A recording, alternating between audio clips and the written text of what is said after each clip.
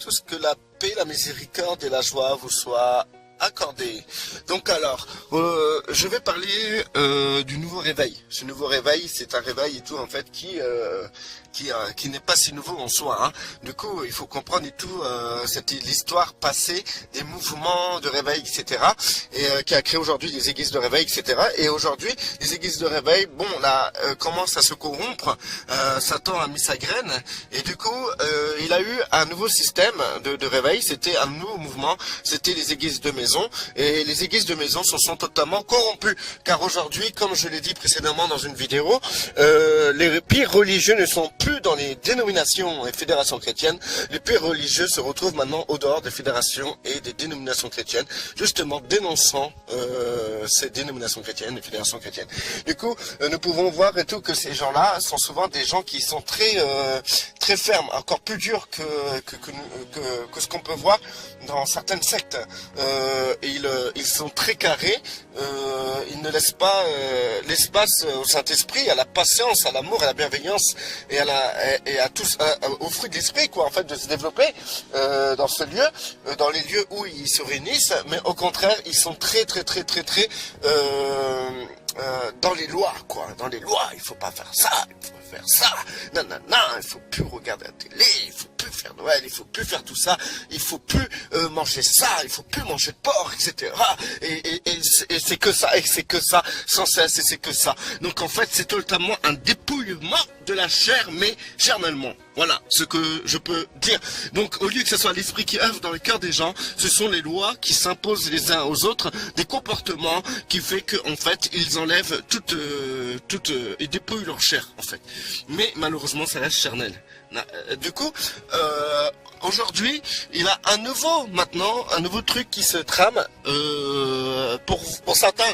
Vous me direz que c'est pas nouveau parce que vous avez discerné ça depuis longtemps. Donc du coup, moi j'ai discerné ça depuis peu de temps. Donc pour moi, c'est pour ça que c'est nouveau. Hein. C'est nouveau pour moi, alors si vous voulez. C'est nouveau pour moi, mais pas pour vous. Mais c'est nouveau pour moi. Voilà. Donc du coup, ce que je trouve nouveau, c'est qu'en fait aujourd'hui, nous avons des frères et des sœurs dans les fédérations chrétiennes, les dénominations chrétiennes et tout ce qui appartient au système religieux chrétien. Et aussi, nous avons ceux qui sont au dehors des systèmes religieux chrétiens. Donc, du coup, nous pouvons comprendre et tout qu'il y a deux styles de système. Le système carrément organisé et le système, je sais pas comment on peut dire, sous-organisé ou des systèmes au dehors des systèmes organisés, quoi. Vous voyez où je veux en venir, hein, les églises de maison, les trucs comme ça, etc. Hein. Suffit qu'il y ait 2-3 chrétiens qui sont pas contents dans leur fédération, ils sortent, ils créent une église de maison. Ça se passe souvent comme ça. Ou bien c'est des gens qui comprennent que dans les fédérations chrétiennes, la parole n'est pas prêchée correctement, etc. Et donc ils sortent et ils créent eux-mêmes leur réunion. Ça se passe souvent comme ça. Il y a d'autres manières aussi. Hein. Il y a des gens qui n'ont jamais été dans des fédérations chrétiennes et qui justement se réunissent entre personnes qui n'ont jamais été dans des fédérations chrétiennes ou des gens qui sont sortis des fédérations chrétiennes. Du coup, nous pouvons comprendre et tout qu'il y a des frères dans chaque endroit. Et aujourd'hui, le Seigneur ne désire pas que les gens reviennent dans des fédérations chrétiennes ou les gens sortent des fédérations chrétiennes. Non, ce que le Seigneur désire maintenant, c'est un réveil du cœur. Un réveil du cœur, c'est-à-dire c'est un réveil individuel dans lequel chacun tourne son cœur vers le Père et qui laisse le Saint-Esprit travailler leur cœur. Et c'est comme ça que le Père a la capacité de se développer dans chaque individu. Donc le Père ne vise pas la masse, il vise l'individu.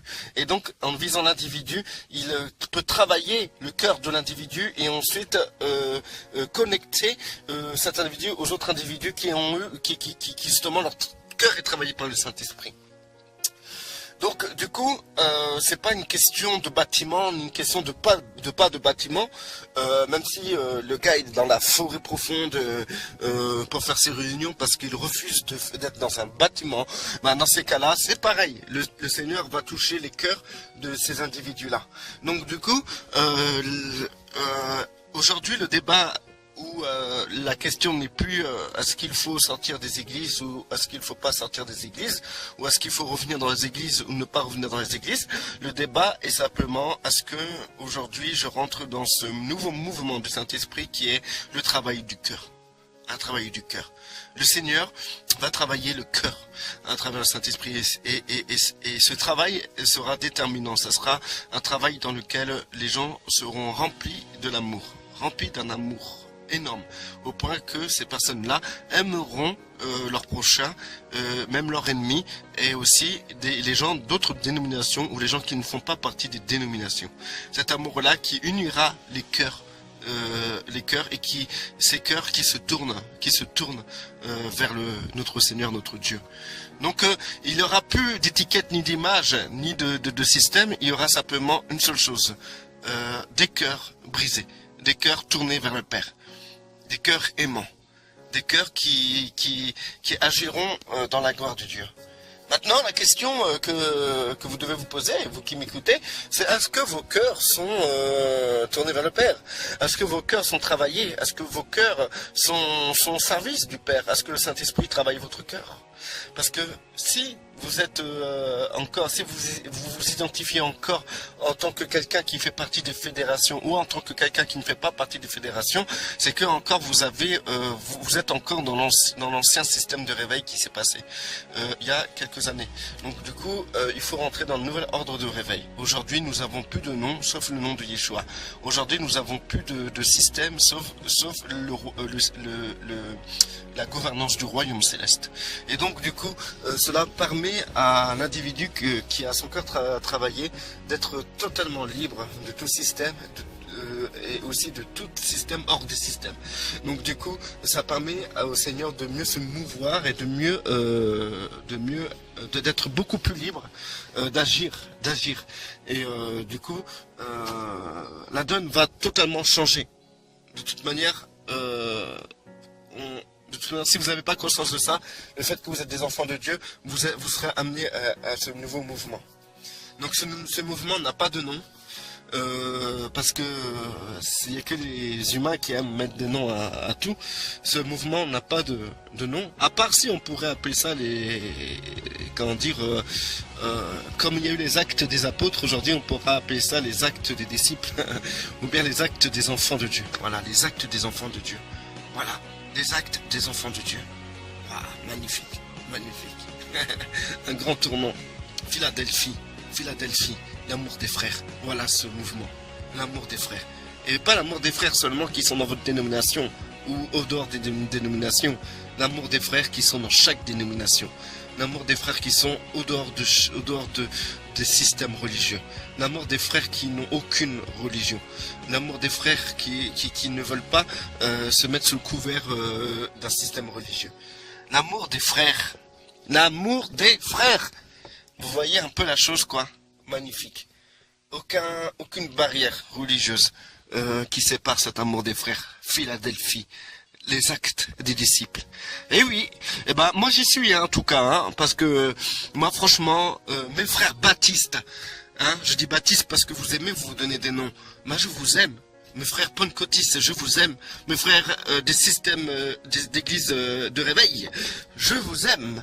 Les frères qui sont au dehors des systèmes religieux, je vous aime. Et les frères qui se croient, qui ont formé un groupe et qui se croient les seuls à voir la vérité et les seuls à être sauvés, et que tous les autres qui font partie des fédérations chrétiennes ou tous les autres tout court ne sont pas sauvés, je vous aime. Et sachez que les autres sont sauvés aussi, parce qu'ils ont la même espérance que vous.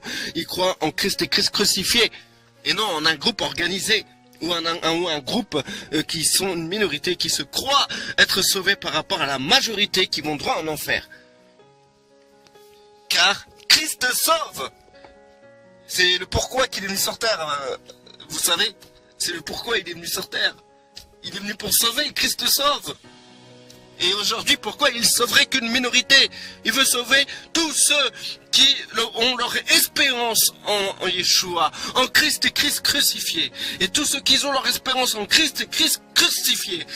Christ ne les perdra pas. Il ne les perdra pas. Il les gardera.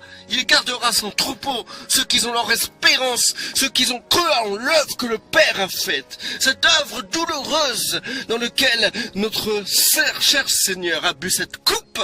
Cette coupe qu'il a ramenée dans la victoire et qui nous a amenés dans sa victoire. Christ sauve. Il sauve.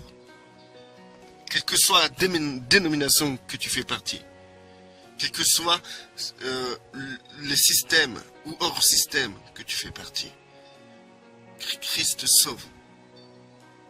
Et ton espérance, c'est Christ et Christ crucifié, et rien d'autre. Et tous ceux qui ont cette espérance-là sont tes frères et sœurs. Même s'ils n'ont pas la connaissance, même si leur savoir n'est pas développé comme le vôtre est développé, même s'ils n'ont pas la connaissance que vous avez, ils ont une seule connaissance qui sauve. Christ et Christ crucifié. Qu'est-ce qui te sauve? Qu'est-ce qui t'a sauvé?